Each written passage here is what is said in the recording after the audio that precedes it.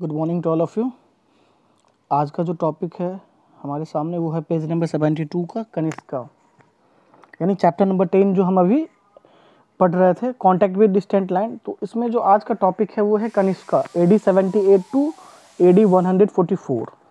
King Kanishka was the greatest king of the Kushana dynasty.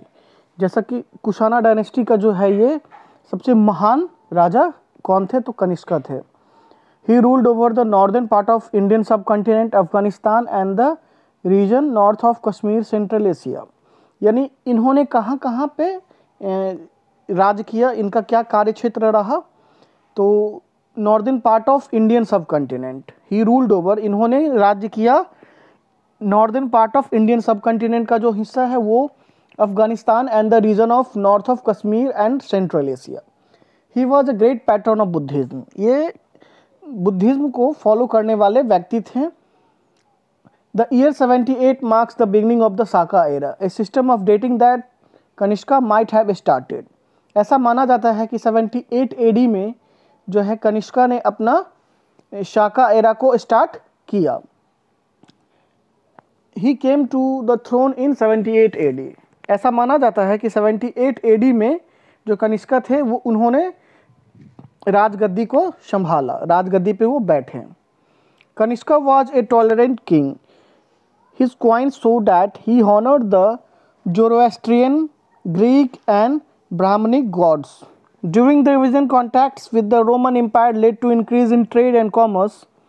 One of the most remarkable example of the fusion of the eastern and western influences was Gandhara school of arts, in which Greco Roman classical style is seen in the images of the Buddha. देखिए, Kanishka was a tolerant king, ये कैसा king था, तो tolerant king था, सहिष्णु king था। सहिष्णुता, tolerant का मतलब सहिष्णुता होता है। His coins show that honoured the Zoroastrian, Greek and Brahmanic gods. इसके सिक्कों से हमें पता चलता है कि इसने Zoroastrian, Greek and Brahmanic gods जो भी थे उनको ऑनर किया, उनकी इज्जत दिए, अपने सिक्कों पे उनको स्थान देके। During his region contact with the Roman empire led to increase in trade. और इसके ही रीजन में जो रोमन एम्पायर के साथ जो इसके रिश्ते थे, जिसके कारण जो ट्रेड एंड कॉमर्स में क्या हुआ, इजाफा हुआ, इंक्रीज हुआ। इसके अच्छे रिलेशन रोमन एम्पायर के साथ होने का ये फ़ायदा हुआ कि ट्रेड एंड कॉमर्स में क्या हुआ, बढ़ोतरी हुई, इंक्रीज हुई। One of the most remarkable example of the fusion of Eastern and Western influences was the, और सबसे रिमार्केबल एग्जाम्पल ये है कि ईस्टर्न एंड वेस्टर्न इन्फ्लुएंस, यानी ईस्ट और वेस्ट का जो कॉम्बिनेशन है, दोनों का इन्फ्लुएंस क्या है, उसका असर क्या था, तो गांधारा स्कूल ऑफ आर्ट, इन विच, जिसमें Greco Roman classical style is seen in the image of Buddha. यानी बुद्धा के इमेज को देखने पे आपको पता चलेगा कि ये ईस्टर्न और वेस्टर्न इन्फ्लुएंस उस पर क्या है ना। Which Greco Roman classical style is seen in the image of Buddha. The second style was known as the Mathura school of art. और दूसरा स्टाइल जो था, जिसको हम जानते थे मथुरा स्कूल ऑफ आर्ट के नाम से, this style was influence by the Mahayana sect. और ये स्टाइल जो है किससे इन्फ्लुएंस था, तो महायाना सेक्ट से। They produced many images of Buddha which were purely Indian in form. यानी ये महायाना सेक्ट जो थे, जिसको क्या बोलते हैं, मथुरा स्कूल ऑफ आर्ट्स, इन्होंने प्रोड्यूस किए बहुत सारे इमेजेस, किसके, बुद्धा के बहुत सारे इमेजेस इन्होंने प्रोड्यूस किए, जिसमें ये दर्शाता है कि which were purely Indian in form, यानी उनका जो मतलब मूर्ति का जो उन्होंने डिज़ाइन किया उसका कैसा फॉर्म था, तो बिल्कुल इंडियन फॉर्म था, भारतीय परिवेश में, भारतीय रंग ढंग में ढला हुआ वो चीज़ था। The most famous statue of Mathura school of art is the headless statue of the Kanishka.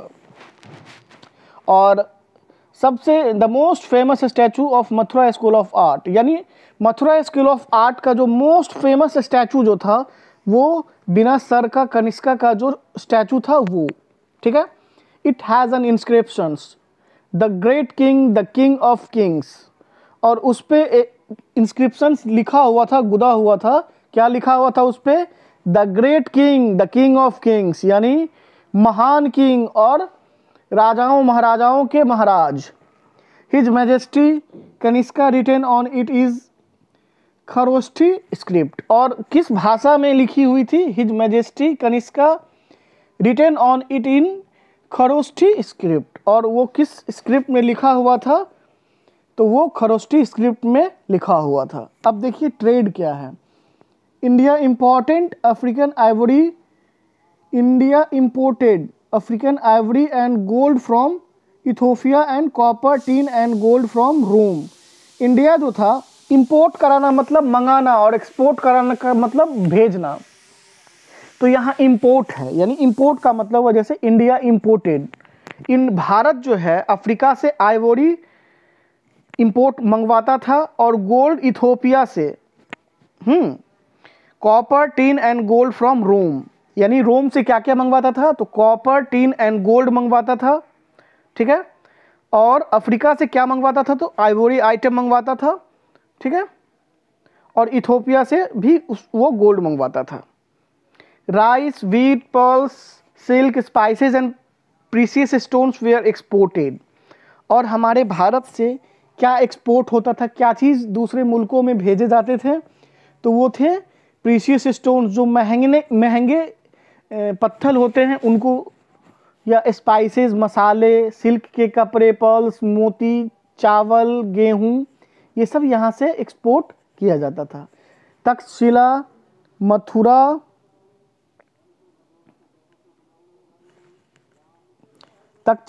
Mathura and Ujjain were the main centre of trade. Ujjain were the main centre of trade.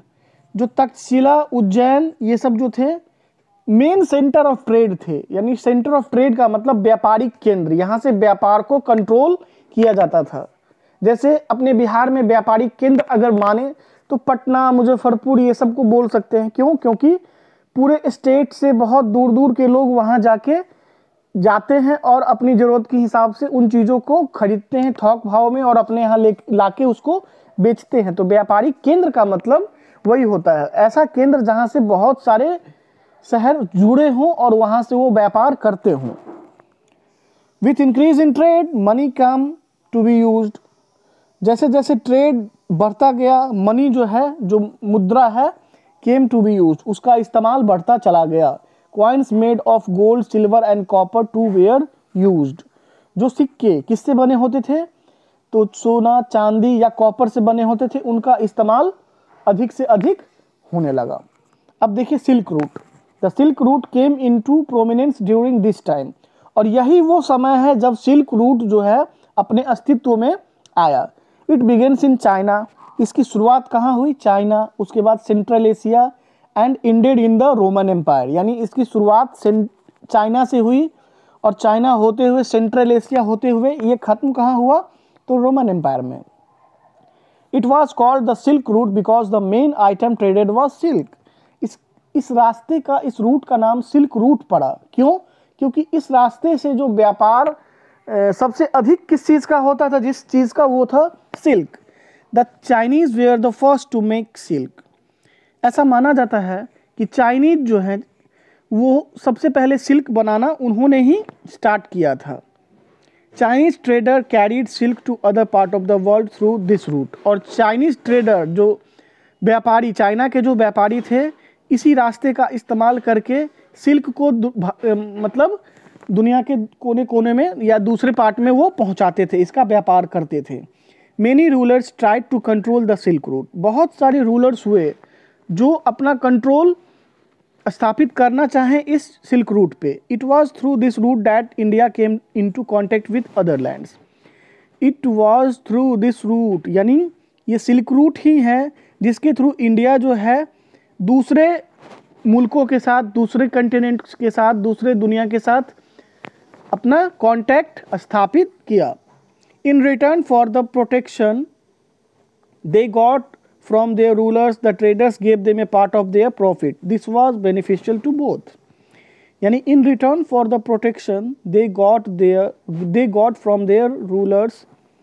यानी सिल्क रूट का इस्तेमाल होता था। इतनी लंबी लंबी सड़कें, मतलब रूट होती थी, रास्ते में कोई लूट न ले, व्यापारी अपना सामान ले जा रहा है बेचने, उसको कोई नुकसान ना हो, कोई लूट ना ले, इसीलिए उस सिल्क रूट, जिस रूट उस पर जिसका अधिकार होता था, वो जो एम्पायर होते थे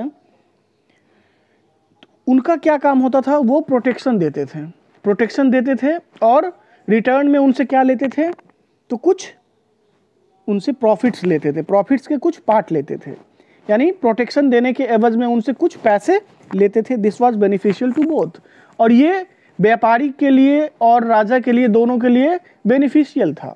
कैसे?